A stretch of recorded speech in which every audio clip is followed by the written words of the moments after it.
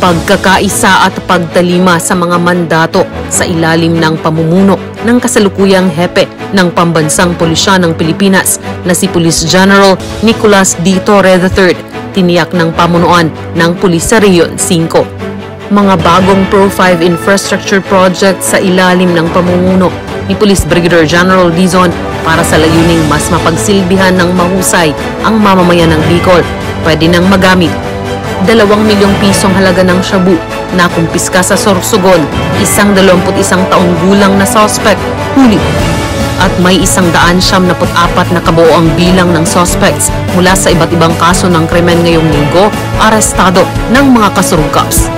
Samahan niyo kami muli dito sa transparent service ng ating Game Changer General. Ito ang ika-77 linggo ng Weekline. Noong linggo, unang araw ng Hunyo, pagkatapos ng mas pinhabang oras ng bicycle patrol ng ating Game Changer General, pinagtuunang pansin muli ang ilang administratibong gawain sa kanyang tanggapan bago nakiisa sa Solemnity of the Ascension of the Lord Mass sa Santo Niño Chapel sa loob ng Regional Headquarters.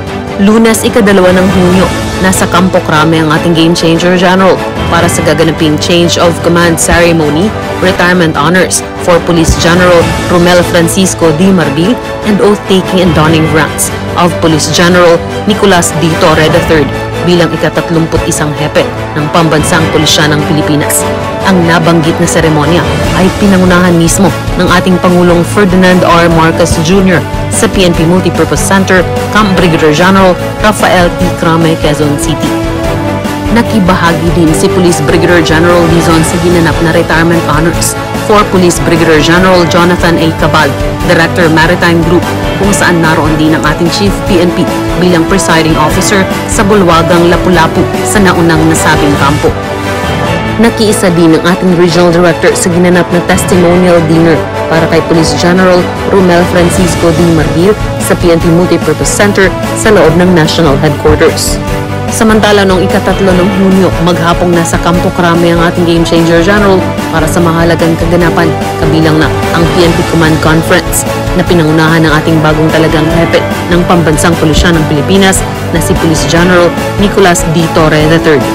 Buo ang suporta ng Pro-5 sa liderato ni Police General Torre at tiyak na tatalima ang ating mga kasurugkaps para sa mas maunlad at nagkakaisang Pambansang Pulisya ng Pilipinas. Ika-4 ng Hunyo, Miyerkules, bahagi ang ating Regional Director sa ginanap na isang sagradong misa para sa blessing and inauguration of the newly completed infrastructure projects sa Pro-5 Headquarters at nagkaroon din ng turnover of 1 unit motor vehicle from Pro-5 to PNPA. Sinundan nito ng simultaneous nationwide lab virus program and medical and dental mission na pinangunahan ni Mrs. Rose Vicky Oy Dizon, advisor ng PNP OLC Foundation Incorporated Pro-5 Chapter, kasama ng mga miyembro nito sa Pro-5 Sandigan Park, Camp Brigadier General Simeon A. Ola, Legazpi City, Albay. Samantala, bago natapos ang araw ni Police Brigadier General Dizon ay tinapos muna nito ang ilang administratibong gawain bago muling umarangkada sa kanyang palagiang motorcycle patrol. Huwebes, ika-5 ng Hunyo, pagkatapos ng maagang bicycle patrol sa lungsod ng Legazpi at munisipyo ng Daraga sa Albay, pinaunlakan ni Police Brigadier General Dizon ang panayam ni Miss Jane Nate ng Bombo Radio Legazpi. Nagkaroon din si Police Brigadier General Dizon ng pagpupulong kasama si Police Lieutenant Colonel Brian R. Gregorio, ang acting chief ng RCEU 5, kaugnay ng kahandaan ng unit nito para sa mas pinaigting na crime prevention strategies ng PNP. Samantala, hinarap naman ng ating Game Changer General ang ilang panauhin sa kanyang tanggapan, kabilang na si dating Major Alvin Mulawin, Mr. Harley H. Ranosa at si Miss Isabel Elise Gomez para sa mga kailangang koordinasyon nito sa Pulisya Region 5. Kabilang din sa mga aktibidad ng ating Regional Director sa araw na ito ay ang kanyang presensya sa Local Amnesty Board Deliberation sa pangunguna ni Attorney Mary May B. De Leos, ang chairperson ng LAB Bicol, na ginanap sa Pro-5 Conference sa loob ng Campo Ola. At pagkatapos pagtuon ng pansin ang ilang administratibong gawain ay arangkadang muli si Police Brigadier General Dizon para sa kanyang palagiang motorcycle patrol kasama ng ating masisipag na kasurugkaps patrollers. Araw ng Biyernes, ika-6 ng Hunyo, pagkatapos ng maagang bicycle patrol ng ating Game Changer General at ilang administratibong gawain, hinarap nito ang ilang panauhin sa kanyang tanggapan, kagaya na lamang ng Brothers from Malmon in Uniform, Bicol Beta Sigma Fraternity at ni Direk Eric Quizon, Direk Gibbs Trofeo at mga kasama nito para sa ilang mahalagang koordinasyon sa Pro 5. Samantala noong Sabado, ika-7 ng Hunyo, mas maagang sinimula ng ating Game Changer General ang kanyang Police Visibility Initiative sa pamamagitan ng bicycle patrol.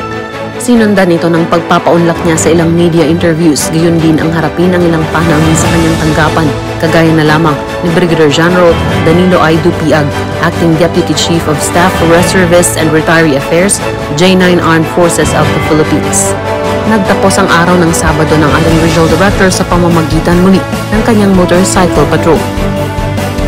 At sa mga operasyong naisagawa sa buong linggo mula unang araw hanggang ika-7 araw ng Hunyo taong kasalukuyan, umabot sa mahigit 10 milyong pisong halaga ng iligal na droga ang nakumpiska ng mga operatiba ng pulis sa Rion 5 na nagresulta sa pagkakaaresto ng 38 suspects mula sa 34 na ginawang operasyon. Nanguna dito ang Camarines Sur Police Provincial Office, sinundan ng Albay Police Provincial Office at pumangatlo ang Masbate Police Provincial Office. Sa kampanya kontra illegal gambling, inaresto ang 45 suspects mula sa ginawang 10 operasyon. May 11 operasyong naisagawa naman sa kampanya kontra loose firearms kung saan 4 ang inaresto, habang 21 suspects ang huli sa kampanya kontra illegal fishing mula sa 9 na ginawang operasyon at pagkakakumpiska ng mahigit 100,000 pisong halaga ng mga kagamitan. Huli naman ang 3 suspects sa kampanya kontra illegal logging na nagresulta sa pagkakakumpiska ng mahigit 5,000 pisong halaga ng mga lumbers at glitches. Samantala, umabot sa 83 most wanted persons ang inaresto sa buong Kabikulan sa nakalipas na linggo, habang 5 ang sumuko sa mas pinagtibay na mga hakbang kontra insurhensya. Hanggang sa susunod na linggo ng transparent service ng ating Game Changer General, basta't kay Police Brigadier General Andre Perez Dizon, serbisyo ay damang-dama, serbisyo ay uunahin ka at ipapatupad ang serbisyong APD. Approachable, presentable, and dependable kasurugkaps.